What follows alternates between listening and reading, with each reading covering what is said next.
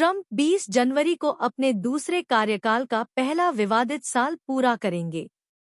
अप्रत्याशित अमेरिकी राष्ट्रपति का दूसरा साल और ज्यादा उथल-पुथल वाला होगा। लेखक कल्याणी शंकर।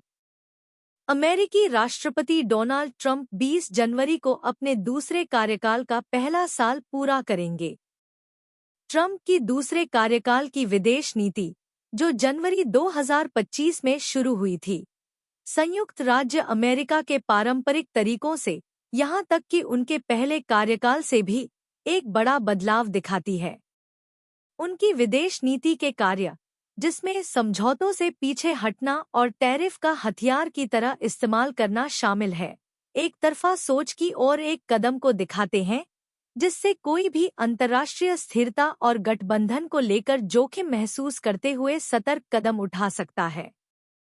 ट्रंप का नया तरीका ज्यादा उथल-पुथल वाला है और इसने अंतर्राष्ट्रीय संबंधों में बड़े बदलाव किए हैं। मुख्य बातों में मोनरो डॉक्ट्रिन के तहत पश्चिमी गोलार्ध पर ज्यादा ध्यान देना, यूरोपियन सहयोगियों के साथ तनावपूर्ण संबंध और विभिन्न देशों में लोकतंत्र को बढ़ावा देने से लेकर लेनदेन वाली राजनीतिकता की ओर बढ़ना शामिल है, जो एक रणनीतिगत पुनर्गठबंधन का संकेत देता है। जैसा कि CNN कहता है, ट्रंप ने यूएसएड जैसी एजेंसियों को बर्बाद कर दिया, हजारों यूएसएड कार्मिकों को निकाल दिया, अपने दुश्मनों पर सरकारी वकील लगा दिए और 6 जनवरी के दंगाइयों को माफ करके इंसाफ का मजाक उड़ाया। इस दौरान ट्रंप की विदेश नीति में उनके पहले कार्यकाल से भी ज्यादा बड़े बदलाव हुए। ट्रंप ने दुनिया को कई बार चौंकाया है, उनकी अनिश्चितता ने वैश्विक अस्थिरता में योगदान दिया है।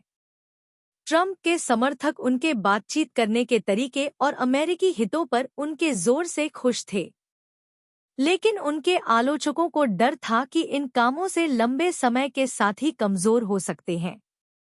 ट्रंप के दूसरे कार्यकाल की खासियत कार्यपालक शक्तियों का तेजी से और बड़े पैमाने पर इस्तेमाल है, जिससे उनकी बहुत ज्यादा ताकत का एहसास होता है। TPP और पेरिस क्लाइमेट एग्रीमेंट जैसे बहुपक्षीय समझौतों से ट्रंप का हटना वैश्विक संस्थानों में अमेरिकी के लंबे समय के असर और भरोसे को लेकर चिंता पैदा करता है, जिससे भविष्य की नेतृत्व भूमिकाओं पर असर पड़ता है।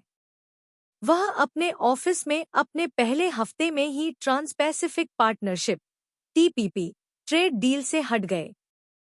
प्रेसिडेंट पेरिस क्लाइमेट एग्रीमेंट से बाहर हो गए।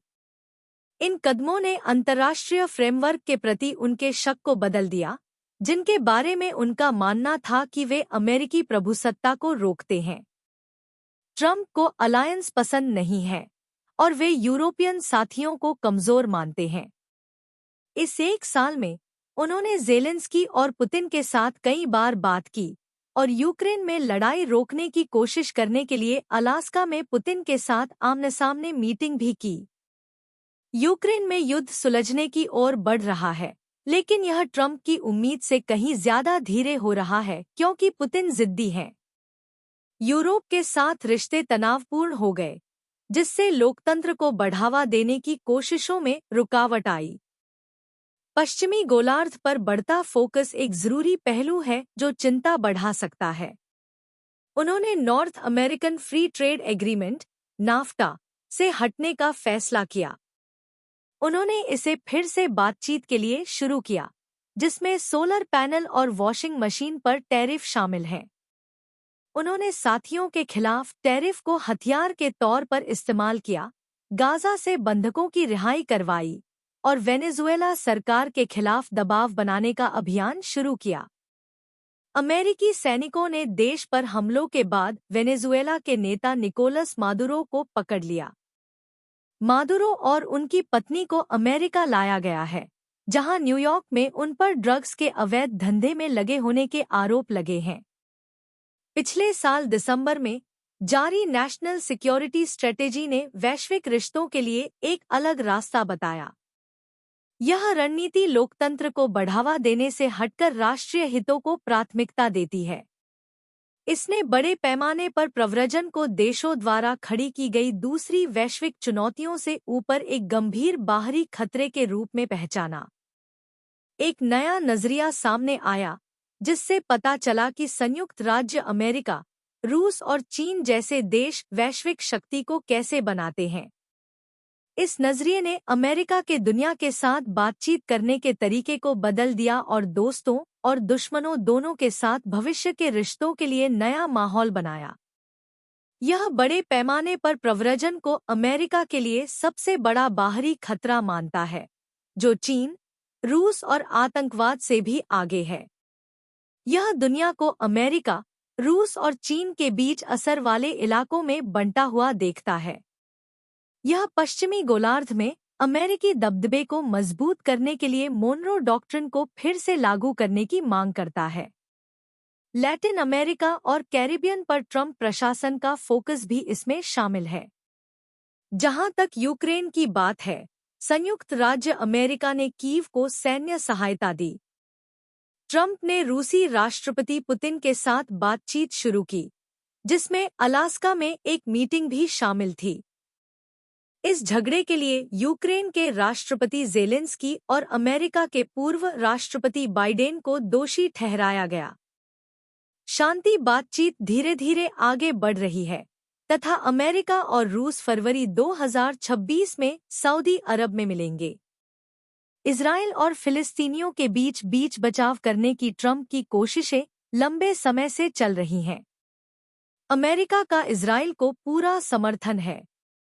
भारत 2025 में इस उम्मीद के साथ आगे बढ़ा था कि डोनाल्ड ट्रंप का दूसरा राष्ट्रपति का कार्यकाल दोनों देशों के रिश्तों के लिए मजबूती लेकर आएगी। भारत में ट्रंप की व्हाइट हाउस में वापसी को लेकर लोगों की राय कहीं ज्यादा सकारात्मक थी, परंतु ट्रंप ने इसे बदल दिया। ऑफिस संभालने के बाद से ट्रंप ने टैरिफ बढ़ाए हैं, H-1B वीजा पर रोक लगाई है और चीन के साथ एक डील की है। सबसे नया है भारत पर 500% टैरिफ का झटका, क्योंकि ट्रंप अमेरिका को होने वाले भारत और कई अन्य देशों से निर्यात पर 500% टैरिफ लगाने वाला विधेयक ला रहे हैं। राष्ट्रपति ट्रंप ने एक बार कहा था, अमेरिका धरती पर सबसे महान, सबसे शक्तिशाली, सबसे सम्मानित देश के तौर पर अपनी सही जगह वापस हासिल करेगा, जो पूरी दुनिया में सम्मान और तारीफ का हकदार होगा।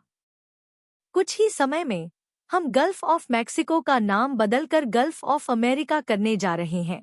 उनका विस्तारवाद शुरू हो गया है और हमें देखना होगा कि यह कहां तक जाता है।